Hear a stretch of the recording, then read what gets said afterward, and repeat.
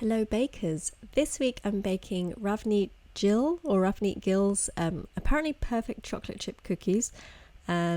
These were, so I've heard, doing the rounds during lockdown, and they became these kind of famous chocolate chip cookies. Somehow completely passed me by, but I read about it recently and I was like, I need to give these a go. So first up, it's some unsalted butter and then some caster sugar. And then she says you can use dark or light brown sugar. So I decided to do both. Use a mix, about half, I think I ended up doing. So that all goes into a bowl and then it gets mixed together, not until light and fluffy, just until mixed. Because you don't want it all kind of cakey. Then I scraped down the sides of the bowl and added an egg, and it went back into the mixer just until it's combined. Gave it another scrape down, then added some plain flour. Again, the dry ingredients are meant to be mixed in a separate bowl, but I never do it. And then she had the baking powder and bicarbonate soda in grams, so I used a teaspoon just to kind of just to kind of as a tool to weigh it out. And the bicarb, baking powder and molten salt were all a teaspoon, if that helps anyone. So they got mixed together. And then some dark chocolate. She had 180 grams. I only had one bar, which was 100 grams. So I just used Lindt 70%. So that's fine by me. I don't mind it being a bit less on the chocolate side. But it did mean that I made 13 cookies instead of 14. And then she says scoop it out into 60-gram balls. So that's why I was changing my scoop there, because the first one was too small.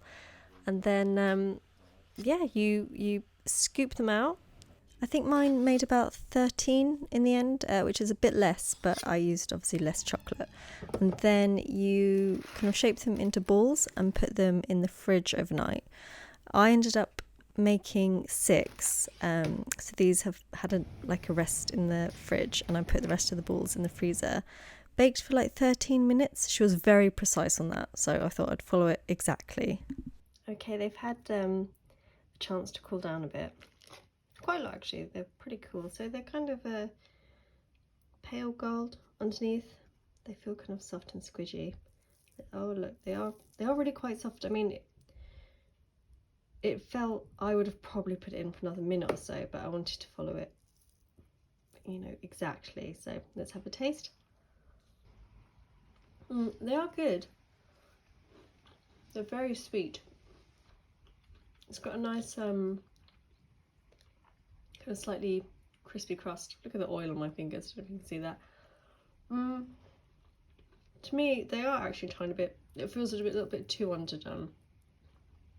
I prefer my cookie feeling a little bit more baked. But sorry, I've just only got my cup of tea here. Get that out of the way. No, they are really good flavours. Kind of almost a butterscotch.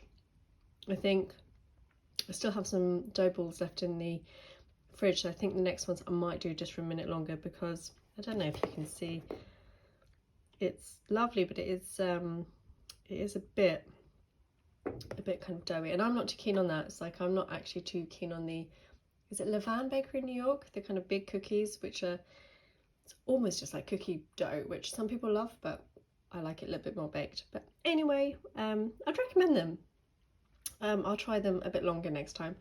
I hope you enjoyed it, and I'll see you next time. I have to add on here that they were really good once they'd cooled down, and my friends absolutely loved them and thought they were the best thing they've ever had. So maybe my initial kind of too doughy impression wasn't quite right, although I still prefer a very baked cookie. So yeah, that's just a little update on that.